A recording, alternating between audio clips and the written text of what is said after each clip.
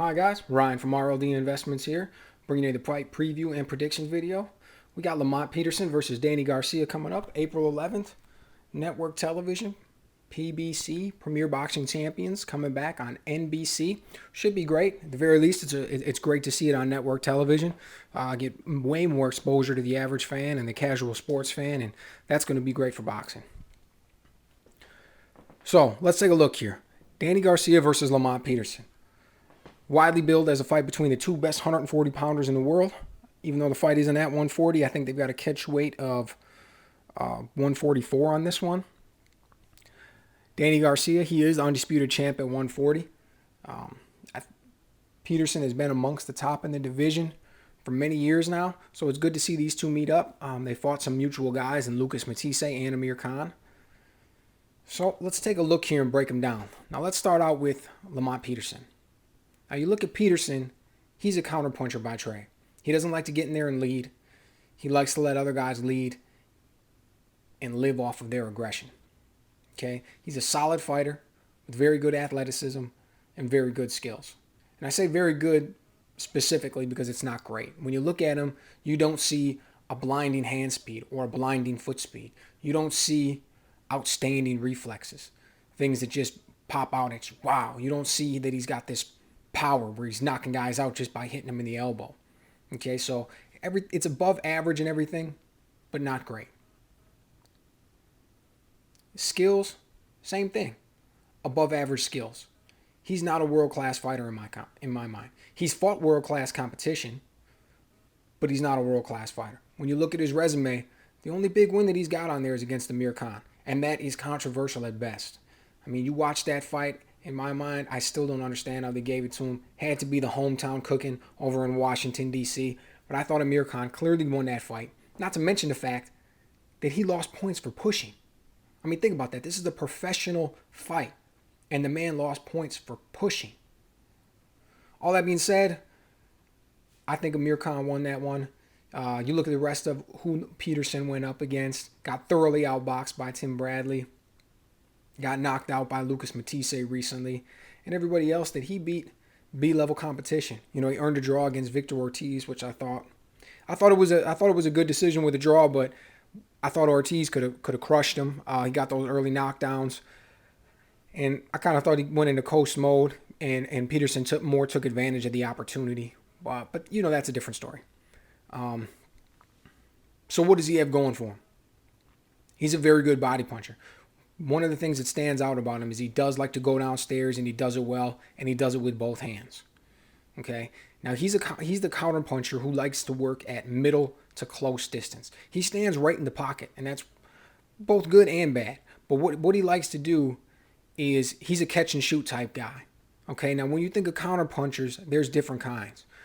You look at a counterpuncher like Juan Manuel Marquez. He uses a lot of upper body movement and block shots less often when he shoots his counters. Okay? Now, Lamont Peterson, he doesn't use a lot of upper body movement or a lot of head movement. I mean, he'll turn his shoulders here and there, and he's got a few slick moves, but ultimately, what he likes to do is catch and shoot. He'll stand right in the pocket and right in front of a guy, and when that guy starts to shoot, he'll block the shots, and that's when he gets off his counters. So when he's best is when he's at that close to middle distance. Now, he's aggressive, even though he doesn't like to lead. Okay, he likes to be the stronger fighter. That's when he's at his best. He'll be able to come in, he'll be the bully, he'll chase a guy around the ring, he'll cut the ring off, he'll apply constant pressure, stay in a guy's face, and still be a counterpuncher. Occasionally, he'll throw out a jab here and there, and if he feels he's really got a guy in the ropes and he's firmly in control of the fight, when he walks him down later on, middle to late rounds, he'll start to throw hard shots. He'll start to come in and he'll rip to the body. You know, 2 shots, 3 shots maybe, fire off a headshot maybe, but ultimately he always likes to counterpunch, even at that time. So he'll come in when he's feeling his best and he's really up on his game. He'll come in, he'll walk a guy down, he'll always stay in his face and apply pressure, both mentally and physically, and then counterpunch him. It's a pretty good style. Obviously, it works against most guys. He's got a really good record, including an impressive amateur background. But that's not necessarily going to get it done against Danny Garcia. And the problem that Peterson has is Garcia has almost the exact same style, but he's better at everything. I mean, Garcia, same exact thing. He's a counterpuncher, and he's a counterpuncher who likes to catch and shoot. He's a little bit different in the sense that he doesn't apply as much pressure with his feet. He's not constantly trying to push a guy backwards. He doesn't stay in his face. He likes to work at a middle distance, middle maybe long distance. Doesn't really get inside on guys too tight and like to do his work like Peterson does. But it's the same thing. He catches and shoots. But the difference is he's bigger, he's stronger, his hands are faster, and I think his feet are a little bit better too. And that's all just a horrible matchup for Peterson. I mean, he's not going to be able to get in there and be the bully. He's not going to be able to push him backwards.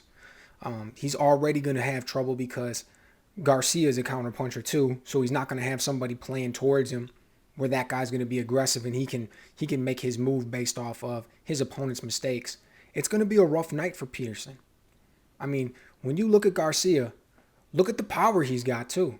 Okay, I wasn't a believer in him when he first came up. When he first came onto the big scene was when he fought Eric Morales in their first fight. Okay, and he came in and he won the fight, but I was not impressed with his performance. I mean, Morales was old. I mean, he had come back. You know, it was the comeback. It was like, his fourth or fifth fight in the comeback. And Garcia came in there, young guy, had some hype behind him, and he just didn't look all that good. I mean, he won the fight. You know, I gave it to him, but it was not impressive.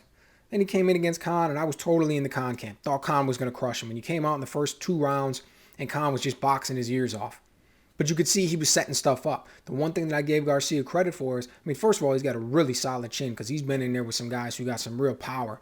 And he sticks to his style. He stands right there in front of a guy and catches and shoots.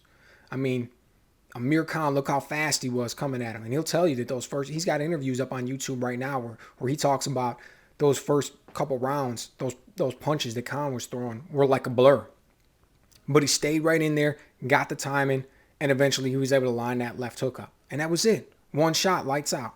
Now, it was off that punch that everything built. I mean, Garcia has legitimate one-punch power. Peterson doesn't have anything close to that. Okay? Peterson doesn't go in there and knock out world-class guys. It doesn't happen. You look at the same thing against Matisse. Garcia stood right in front of him the whole fight, got hit with some real shots, didn't flinch, but still controlled that fight, catching and shooting.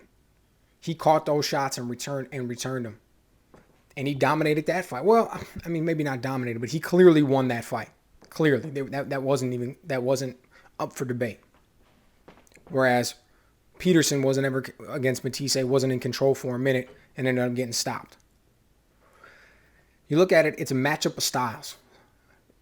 Old saying in boxing, styles make fights.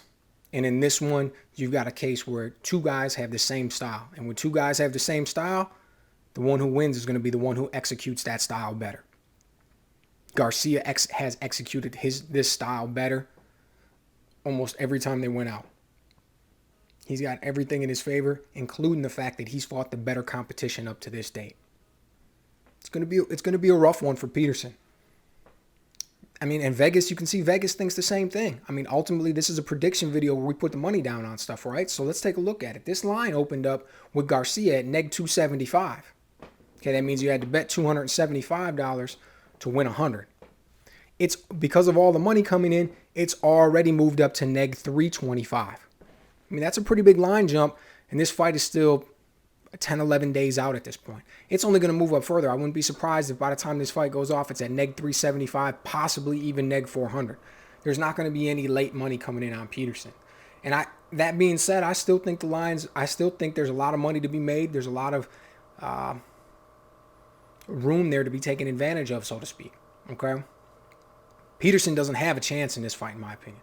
I mean, how's he going to win? He's not going to go in there and knock him out. And he's not going to be able to rack up points over the course of 12 rounds against a guy who's got him in almost every area. You know, he's a solid fighter and I like him, but this is a real bad matchup for him.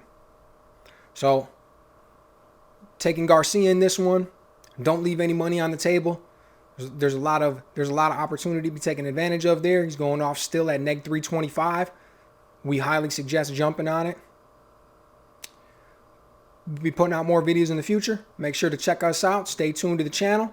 As always, Subscribe, leave comments below, good or bad. Tell us what you think. Give some feedback and your opinion on the fight. We'd love to hear what you got to say. Talk to you guys later.